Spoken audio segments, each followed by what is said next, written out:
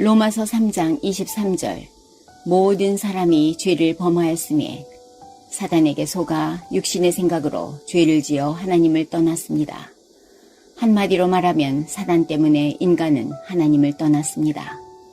로마서 8장 1절로 2절 그러므로 이제 그리스도 예수 안에 있는 자에게는 결코 정죄함이 없나니 이는 그리스도 예수 안에 있는 생명의 성령의 법이 죄와 사망의 법에서 너를 해방하였음이라.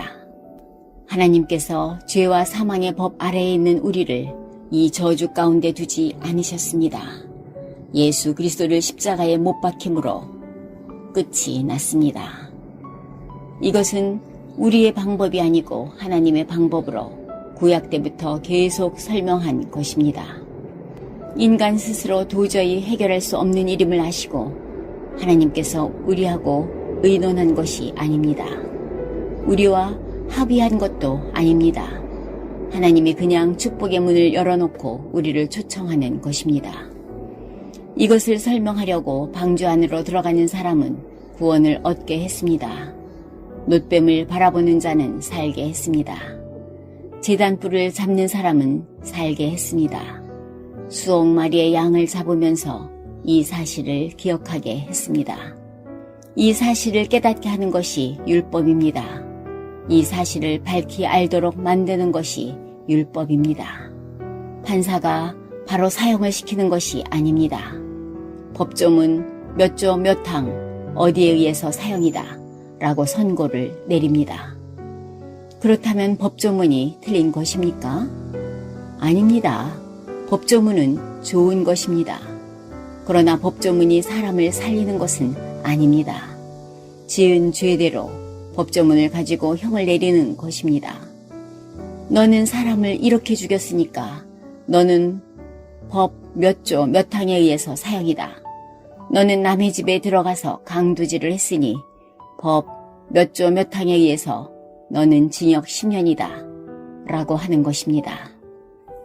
우리는 율법으로 사단을 알고 죄를 알고 세상을 알고 내가 죄인임을 깨닫게 됩니다. 율법에 의하여 내가 죄인인데 이 문제를 우리 스스로 해결할 수 없다는 것을 깨닫게 하셨습니다. 우리 스스로 해결할 수 없는 죄, 육신, 사단에 빠져있는 우리를 그리스도를 보내셔서 죄와 사망의 법에서 우리를 건져내신 것입니다. 구원받기 이전에 하나님이 문을 다 열어놓고 우리를 부르셨습니다. 에베소서 2장 8절 너희는 그 은혜에 의하여 믿음으로 말미암아 구원을 받았으니 이것은 너희에게서 난 것이 아니요 하나님의 선물이라. 구원받는 방법, 수단이 믿음입니다. 내 행위는 구원을 받는데 전혀 가치가 없다는 것을 내가 알았을 때 믿음으로 구원을 받는구나 깨닫는 것입니다. 이 사실을 아는 사람에게는 하나님의 자녀가 되고 큰 축복의 문이 열려지게 되는 것입니다. 그리스도를 영접하여 하나님의 자녀가 된 우리는 무엇을 해야 될 것인가? 이것이 아닙니다. 내가 누구인가? 나는 하나님의 자녀인가? 아닌가? 이것이 중요합니다. 내가 이를 얼마나 열심히 했느냐? 이것이 아닙니다. 내가 하나님의 자녀인가? 아닌가가 중요합니다. 내가 마귀 안에 있느냐?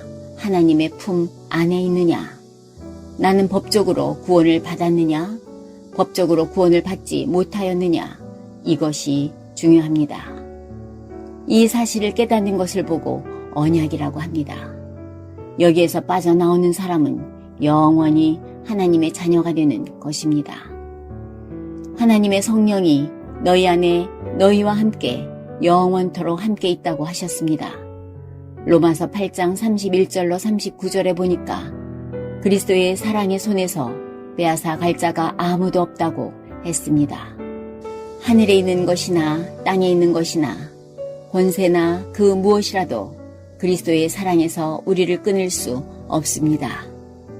그러나 구원받아 놓고도 무너지고 구원받아 놓고도 엎어지고 늘 구원의 은혜 속에서 살아가면서도 실수하는 우리의 연약한 체질을 아시고 하나님께서 완전히 우리를 건지기로 하셨는데 그것을 보고 은혜라고 합니다. 이 사실이 너무 감사해서 그 사실을 바라보는 것을 보고 믿음이라고 합니다. 주 하나님, 언약 속에 있게 하시고 은혜와 믿음 속에서 날마다 승리하게 하시니 감사합니다.